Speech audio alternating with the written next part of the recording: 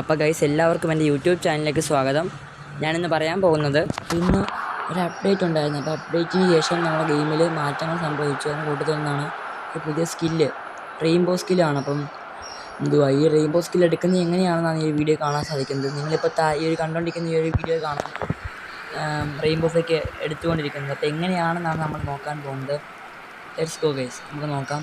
ഈ വീഡിയോ ആദ്യമായിട്ട് കാണുന്ന എൻ്റെ ചാനൽ ആദ്യമായിട്ടാണ് നിങ്ങൾ കാണുന്നതെങ്കിൽ സബ്സ്ക്രൈബ് ചെയ്യാൻ മറക്കല്ല്. അപ്പം ബോളൊന്ന് കിട്ടട്ടെ. അപ്പോൾ നമ്മളെ ബോൾ കിട്ടിയിട്ടുണ്ട്. നമ്മളിപ്പം റെയിൻബോ എടുക്കാം. ഓക്കെ, കാണാൻ പറ്റുന്ന റെയിൻബോ എടുത്തതുള്ളത്. ഇതെങ്ങനെയാണെന്ന് വെച്ച് കഴിഞ്ഞാൽ നിങ്ങളിപ്പം പ്ലെയർ ഓടുന്ന ആ ഡയറക്ഷനിലൊക്കെ ജോയിസ്റ്റിക്ക് ഒന്ന് മാറ്റുക. അതിനുശേഷം ഡാഷ് എന്ന ബട്ടണിൽ 3 പ്രാവശ്യം പ്രസ് ചെയ്ത് കഴിഞ്ഞാൽ നമുക്ക് സിമ്പിളായിട്ട് തന്നെ ഇത് ചെയ്യാൻ സാധിക്കും.